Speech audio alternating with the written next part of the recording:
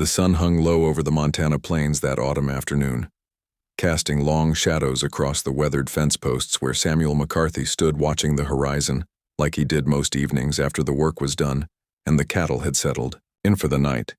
He was a man in his early 60s with hands that told stories of 50 years working this land, and eyes that had seen both the beauty and the harshness of frontier life. Though these days the frontier was mostly memory, and the harshness had softened into something more like acceptance. The ranch house behind him was modest but sturdy, built by his grandfather in 1873 and maintained with the kind of care that comes from understanding that some things are worth preserving not because they're perfect, but because they hold the weight of all the lives that passed through them. His wife Margaret had gone into town that morning to visit their daughter and wouldn't be back until after supper, which meant Samuel had the place to himself. And while he loved his wife dearly, there was something peaceful about the quiet that settled over the land when he was alone with just the wind and the cattle and his own thoughts. He was about to head inside when he noticed something unusual near the old water trough at the edge of the property. At first he thought it might be a calf that had wandered off, or maybe a coyote injured and seeking shelter. But as he walked closer, his steps became more cautious, because whatever it wasn't moving. The way an animal moves. When he got within 20 feet, he could see it was a person lying on their side, partially hidden by the tall grass that grew wild around the trough. Samuel's heart picked up its pace, the way it does when you know something serious is happening and you're not sure you're ready for it, but you know you have to face it anyway. He approached slowly, calling out, "Hello there," but getting no response. And when he finally stood over, the figure he could see, it was a young woman, maybe in her late 20s, with dark hair matted with dirt and blood.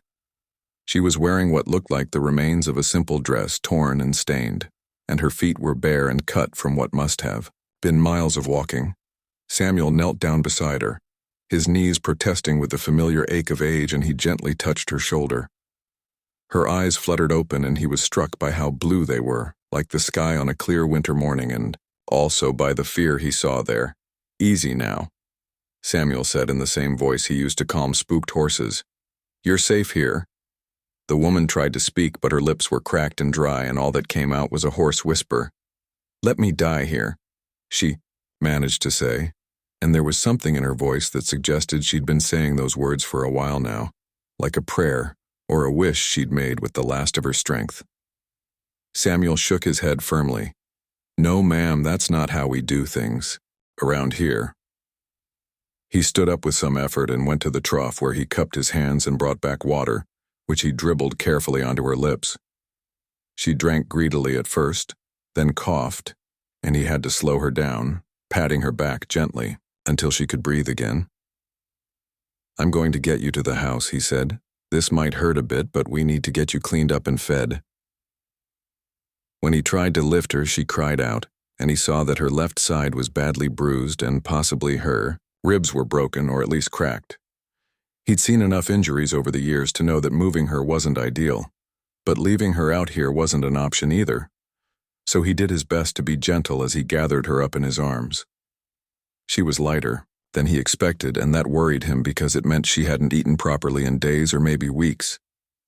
The walk back to the house was slow, and Samuel found himself talking to her the whole way. Not really expecting answers, but just wanting her to know she wasn't alone. "My name's Samuel," he said.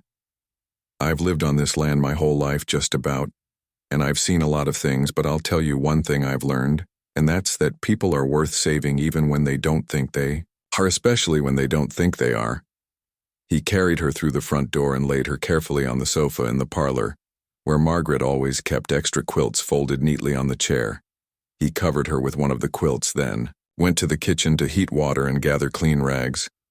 When he returned, she was watching him with those blue eyes, and there was something different in them now. Maybe curiosity, or maybe just the realization that she was still alive despite her earlier wish. "I'm going to clean these wounds," Samuel said, showing her the warm water and rags.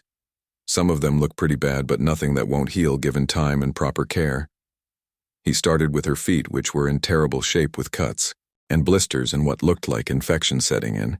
And as he worked, he talked about the ranch and about Margaret and about their daughter Sarah, who taught school in town and had 3 children of her own. He talked about the changing seasons and how autumn was his favorite time of year when the air got crisp and the cottonwoods turned gold. He didn't ask the woman any questions about where she'd come from or what had happened to her, because he'd learned over the years that people tell you what they need to tell you when they're ready and pushing them. Before that just makes them close up tighter. After he'd cleaned her feet and wrapped them in clean bandages, he moved on to her hands, which were also cut and scraped. Then he brought her broth that he'd heated from a pot Margaret had left on the stove, and he helped her sit up enough to sip it slowly. Not too fast, he cautioned. Your stomach needs to remember how to do this. She nodded, and he could see tears forming in her eyes, though whether they were from pain or gratitude or just exhaustion he couldn't tell. What's your name? He asked gently, after she'd finished about half the broth. She was quiet for a long moment, and he thought maybe she wasn't going to answer, but then she said, Emma. Well, Emma. Samuel said, You're welcome to stay here as long as you need to, and when you're ready, if you want to talk about what brought you to my water trough, we can do that. But if you don't want to talk about it, that's fine, too. Emma closed her eyes, and Samuel thought she might be falling asleep, but then she spoke so quietly he had to lean in to hear. I ran away, she said, from my husband.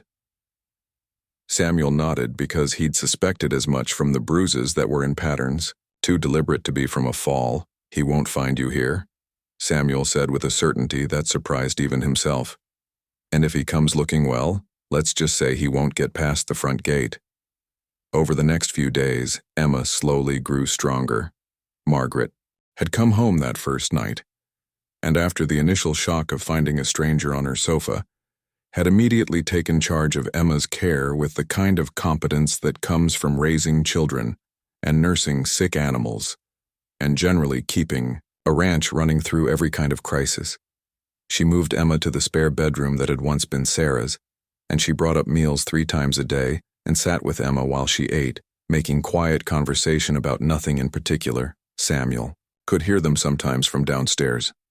Margaret's voice steady and soothing, and occasionally Emma's voice responding, though never for very long. On the 4th day, Emma came downstairs on her own, moving slowly and wincing with each step, but determined to do it without help. She found Samuel in the kitchen having his morning coffee, and she stood in the doorway like she wasn't sure if she was allowed to come in.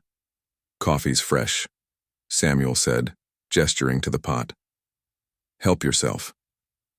Emma poured a cup and sat down across from him at the old wooden table that had been in the McCarthy family for 3 generations.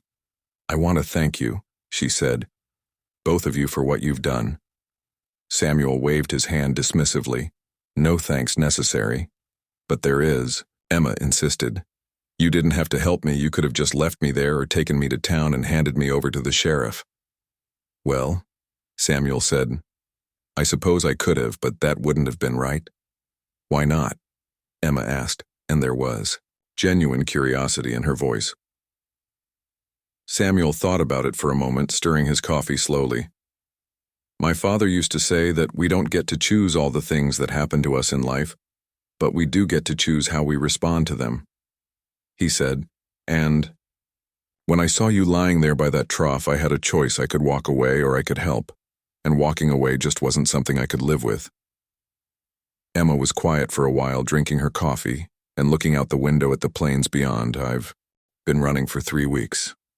She finally said, he was a good man when I married him, or at least I thought he was, but something changed after the first year. Maybe it was the drinking, or maybe it was always there and I just didn't see it, but he became someone I didn't recognize, someone who scared me. Samuel listened without interrupting, letting her tell her story at her own pace. I tried to leave before, Emma continued, but he always found me and brought me back, and each time it got worse. So this time I waited until he went on a cattle drive that was supposed to last a month, and I took what little money I had hidden and I just started walking. Where were you heading? Samuel asked. I don't know, Emma admitted. Somewhere far away, somewhere he wouldn't think to look, maybe California or Oregon. I just knew I had to keep moving. Well, Samuel said, you're welcome to stay here as long as you need to, and when you're ready, if you still want to go west, we'll help you get there, safely, but there's no rush. Emma's eyes filled with tears again, and this time they spilled over. I don't understand why you're being so kind to me, she said. You don't even know me. Samuel reached across the table and patted,